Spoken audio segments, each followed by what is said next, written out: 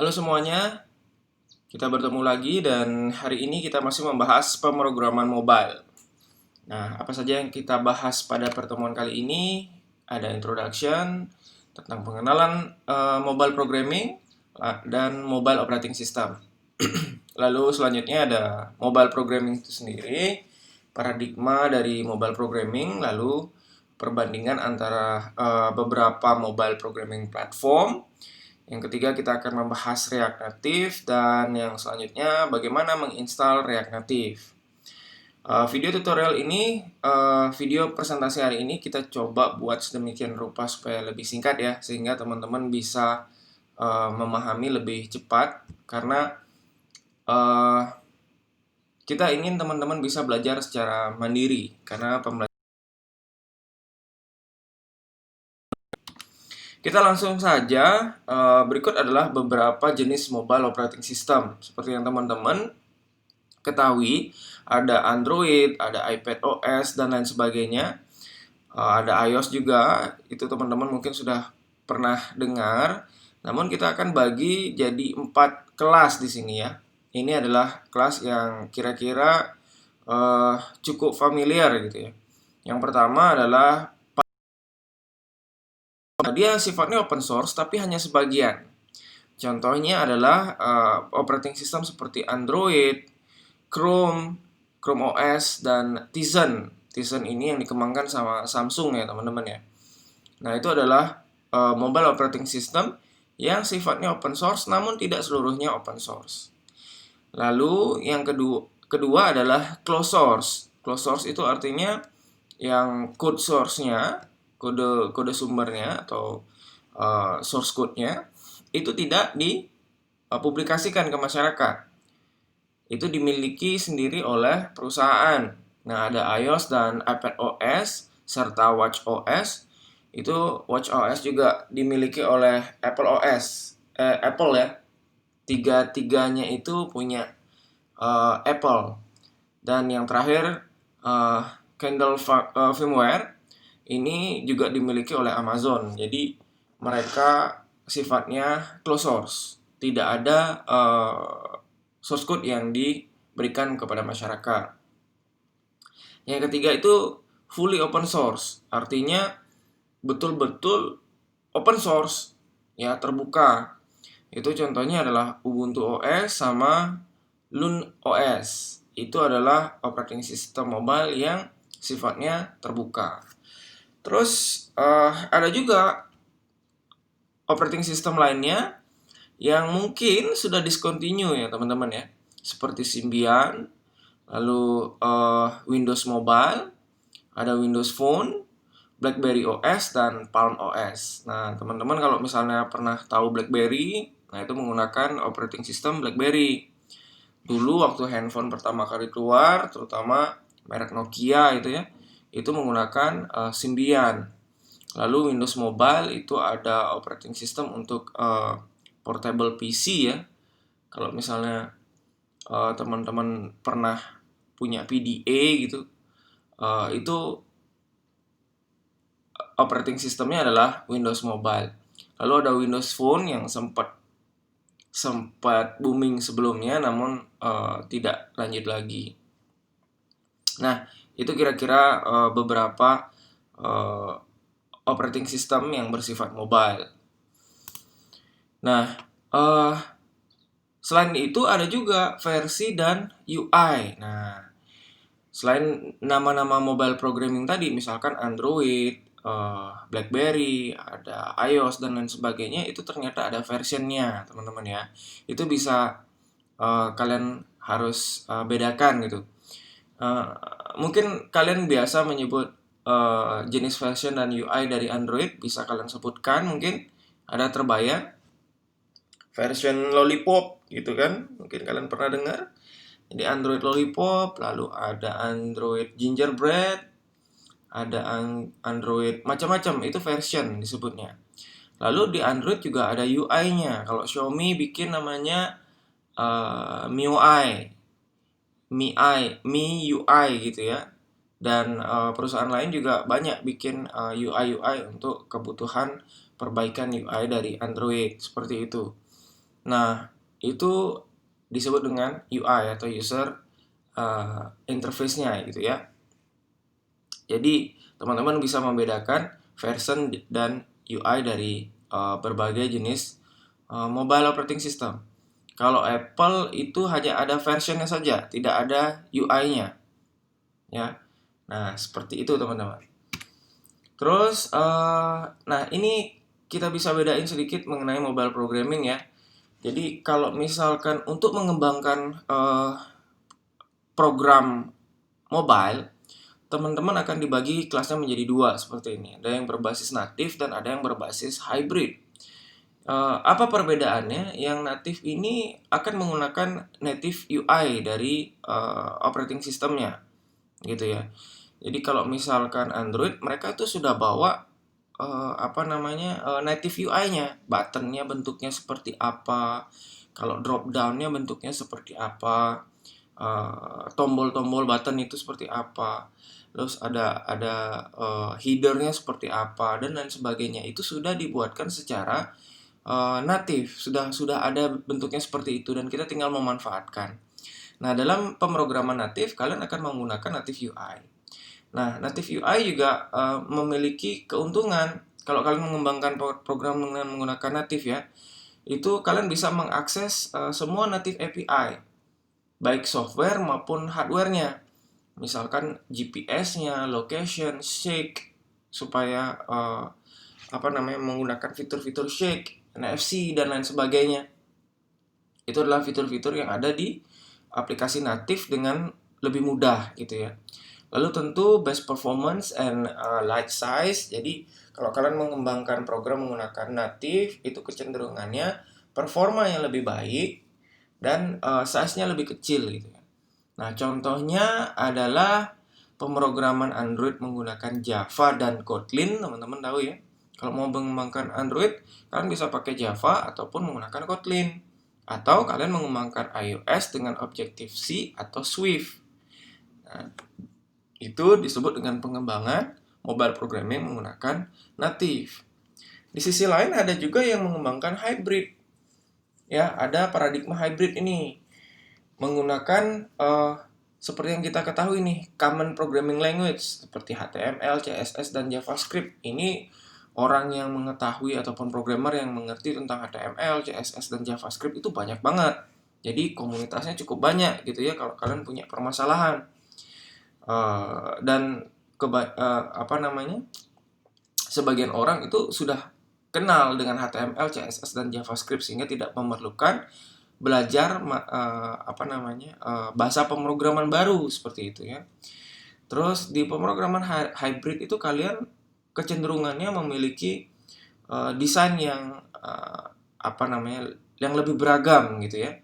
Karena dengan adanya CSS memungkinkan kalian untuk mengubah tampilan seperti website. Jadi tidak hanya terbatas pada native saja, native UI saja, namun kalian bisa lebih powerful.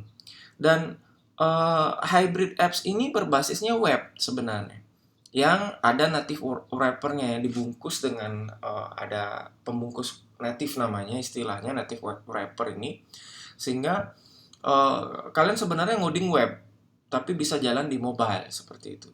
Dan kalian bisa memanfaatkan native API yang ada di mobile handphone menggunakan native wrapper ini seperti itu. Terus dengan kalian menggunakan hybrid, portability-nya juga tinggi ya. Karena kalian sebenarnya hanya membuat satu buah coding untuk seluruh operating system di mobile.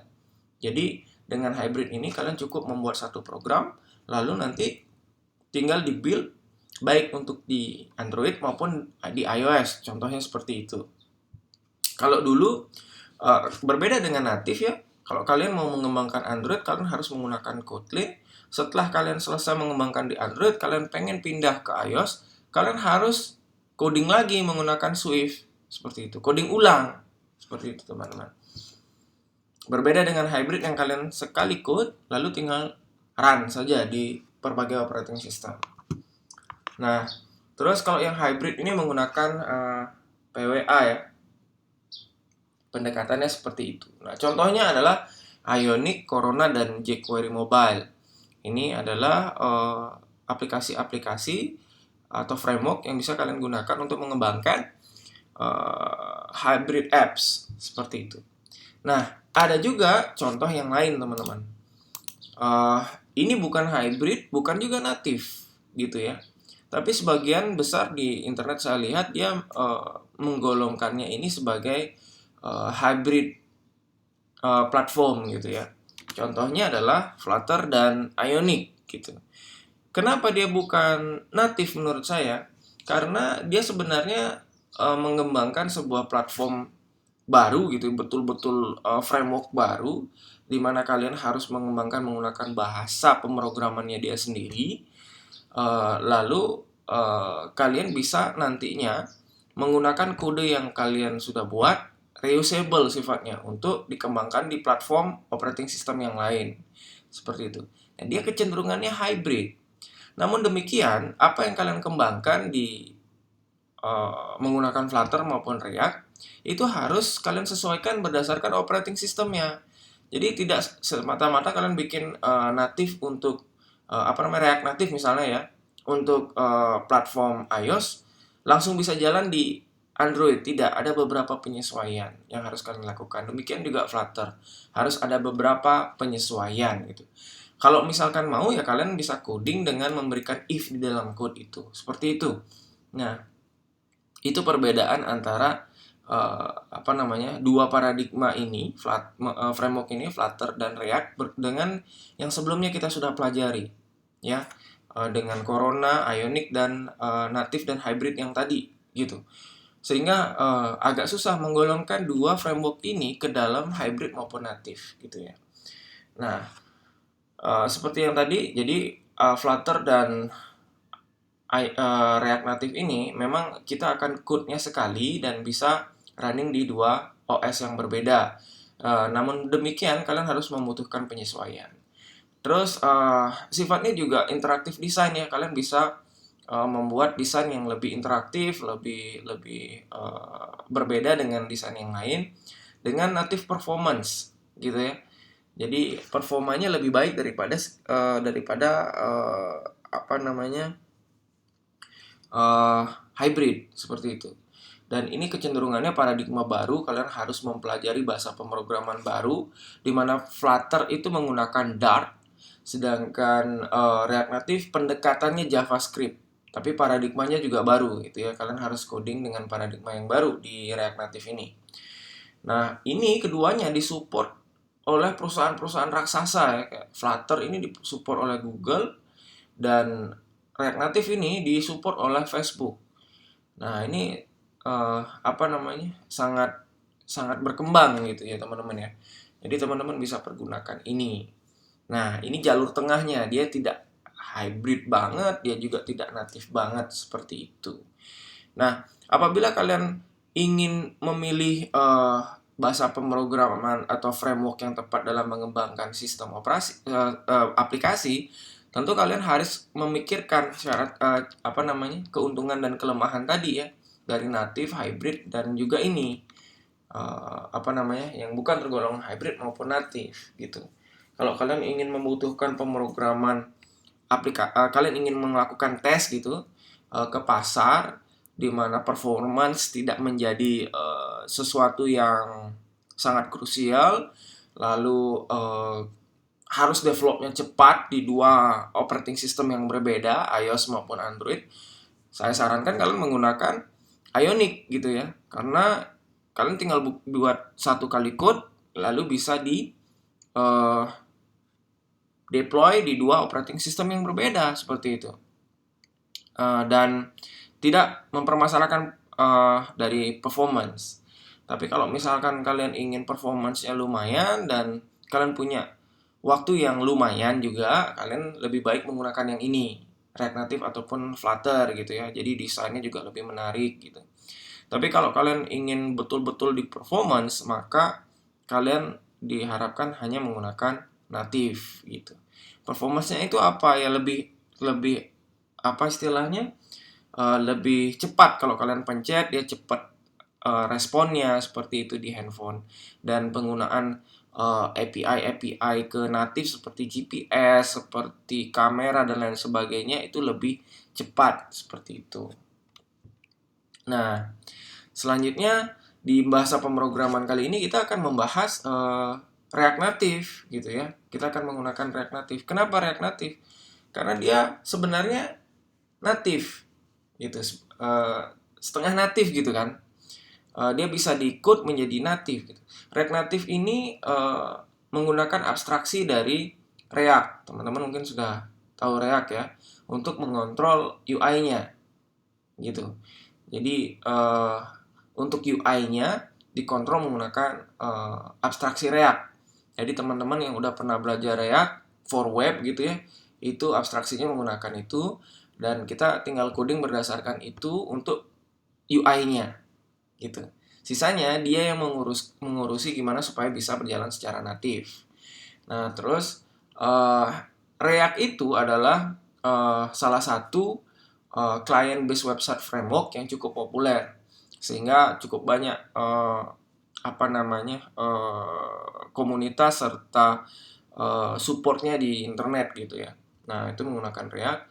Supportnya juga lumayan karena programmer yang mengetahui atau mengerti tentang React juga cukup banyak. Lalu ekosistemnya juga sudah cukup baik. Itu didukung oleh perusahaan besar di belakangnya, yaitu Facebook gitu ya. Sifatnya juga open source, jadi ini totally free, dan basis utamanya adalah JavaScript. Jadi orang yang mengerti JavaScript juga sudah cukup banyak ya, sehingga kalau kalian punya pertanyaan bisa dijawab oleh lebih banyak orang seperti itu.